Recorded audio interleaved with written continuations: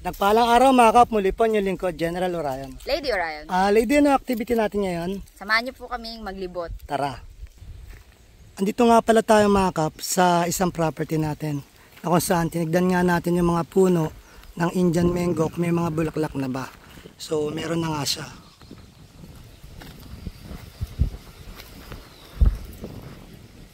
Yung mangga natin sa kabila na puro manggang kalabaw, dito puro Indian mango. May kita natin mula doon. So marami pa siya sa loob. Pumasyal tayo dito para matignan din kung ano pa yung pwede natin makuwang resources na libre. So kumuha tayo ng isang ganyan para magulay natin. At yung santol nga natin mga kap, medyo may mga bulaklak na. Yun.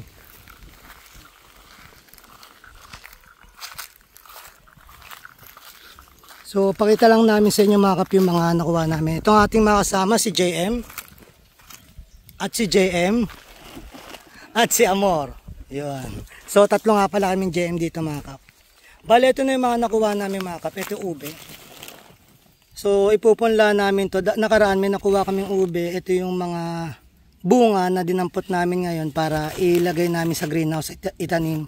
Ito yung ubing violet. Tsaka kumuha kami mamaya, kumuha pala kami para igugulay namin mamaya na langka. So maglilibot pa kami at maghanap pa kami kung anong pwede pa namin makakita ng resources dito. Or pre-meal, sabi nga. Pero mamaya mga kap, kukuha pala tayo ng bunga nito. Malunggay, itatanim natin. Ayan, so malaki na siya, oversize na siya. Kaya ang gagawin na lang natin, kukuha tayo para itanim. Yun. Meron tayong isang puno dito mga kap na manggang kalabaw din. Ayun.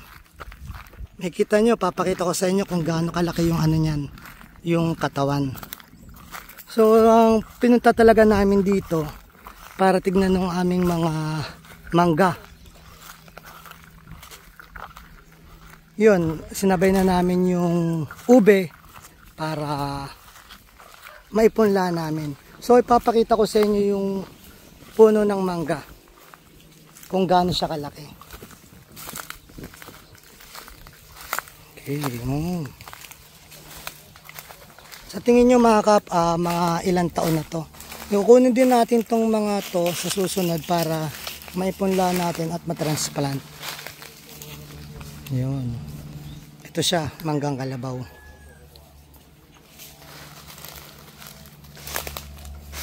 Kaya naman puno. So yun na, ito mga kap, kukunin din natin to para ipunla o ilipat. Okay, so naghanap kami kanina ng ube. Ito parang ube rin siya dahil dun sa mga ganun no? Ube rin po yan, ube puti. Ubeng puti. So ito mga kap, baka mauwi namin to, kukunin din namin itong ubing puti. Ito may sample So kaya natin to, check natin. So papakita ni JM kung gaano kalaki itong puno na to. Pag nagyakap dalawang tao, hanggang sa kabila wala.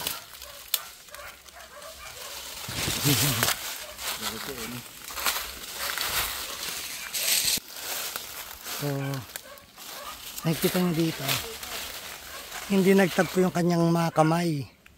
Kaya ganun kalaki yung puno na to. Siguro mga 40 years old na to. Manggang kalabaw to. Hindi natin to na-sprayan eh. So, check ulit natin yung hinuhukay doon. Kulit mo, pogi. So, kaya pala pumunta kami dito para kunin yung tolda. Kaya may dala kami mga sako. Kaso, yun nga, hindi namin nakita. Dahil bumaksak na yung kubo natin doon.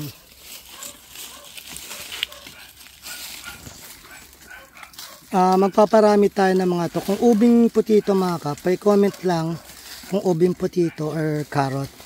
So, ipupunla natin to para maparami siya. Kung wala na masyadong market nito dito, simulan natin.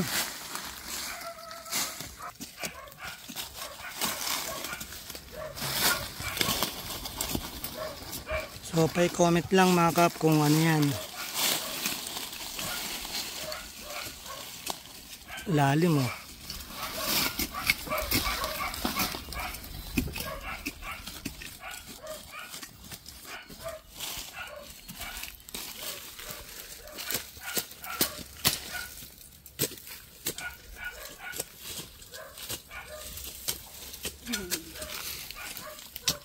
Yan, para makuha na din ang camera.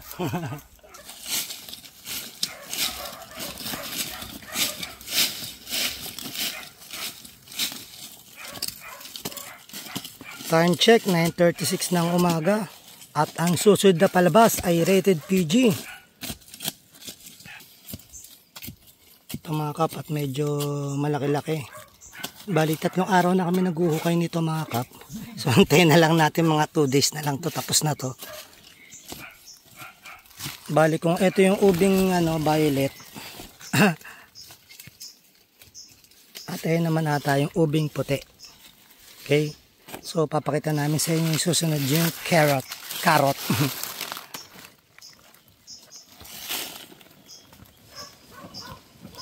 So, yun mga kap, medyo lumalim pa.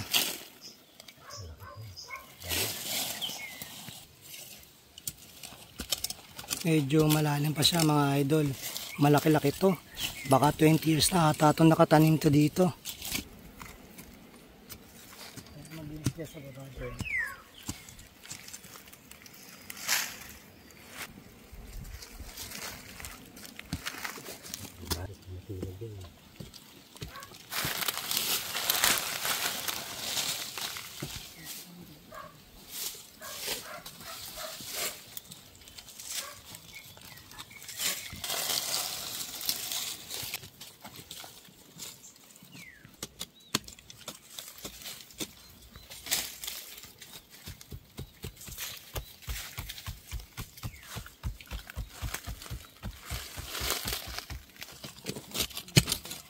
So yan mga kapat, medyo matindi-tindi yung pagkakakapit nito at medyo malalim. Sa tagal niya, malaki na siya masyado. Bali pa i-comment nga kung mga kap, pa-comment lang po kung tama bang ubing putito. Yan. Pero kasi makikita natin dito, ayan makikita niyo yung balat. Diba? Tapos tignan natin yung balat nito. Ito yung balat niya. So, compare natin itong balat na to. Ito violet at ito ata yung white. Kung tama kami pa i-comment. Salamat.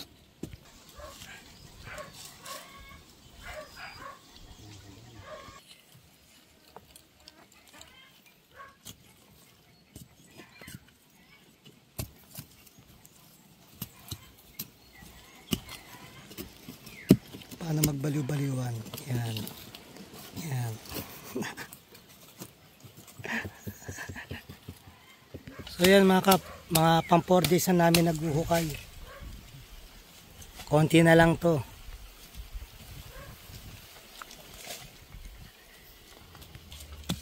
So ito mga kap, bali pinuputol na ni JM yung ugat para mahugot na namin. Mahugot bala nila. Taga video lang pala ako. Bali na puluputan siya mga kap ng ibang ugat. Ugat na ibang puno yan oh.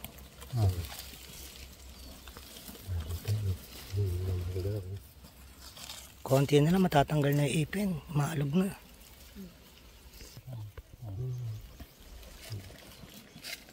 So malalim na mga kap, may laman pa rin.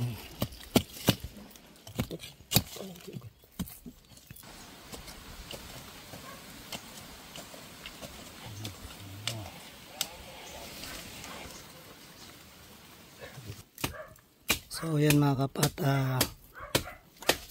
ayaw makuha sa santong dasalan. Kaya ginagawa na ni JM santong paspasan. Parang sinasabunutan lang ni JM.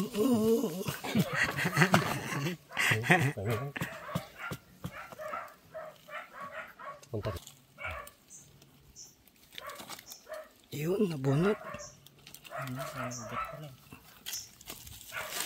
Okay. Isa mga kap. Puti nga siya mga kap. Oh. Ito pa isa.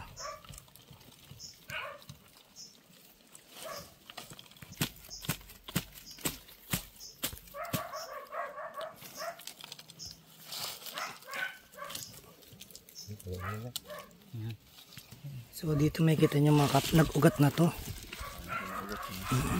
Nagdalaga na nga siya. So ito na lang. Palag na.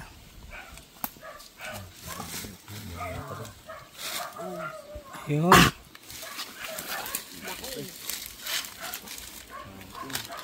Champion boy. Yan, nawakan muna natin. So, may malaki pang natangga na ano doon na yun, no? Yan, no? Malaki-laki pa yun nasa ilalim. Tapos meron pa rin dito. Malaki pa rin.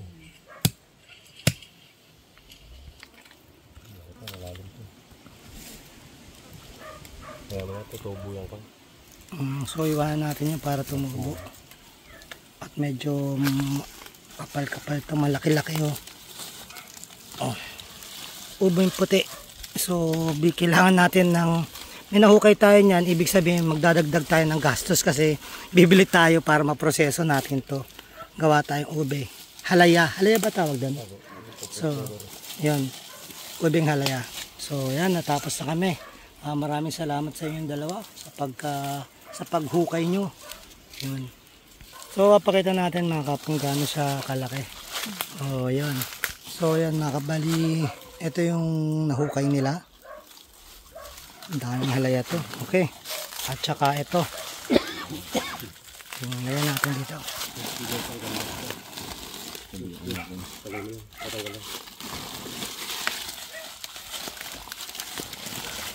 Okay. Meron pa dito. Sing-sing pari. Ang tawag dati sa amin nung mga bata kami. So, yun natin nila. Mga dyan. Isa sila. So yun mga kabali, update na lang namin kayo kung paano namin magagawa yun, mapoprosesa. Muli po yung lingkod, General Orion. Lady Orion. Natos puso po nagpapasalamat sa inyo na walang sawang panonood sa aming mga video. Na sana po gabayan kayo ng Panginoon sa punan niyo mga pamilya. Na sana po humingi tayo ng gabay sa Kanya, sa isip, sa salita at gawa, upang magampanan natin tungkulin natin dito sa mundong ibabaw, na naayon sa Kanya mga kagusto at kailingan. Muli po, maraming salamat. God bless.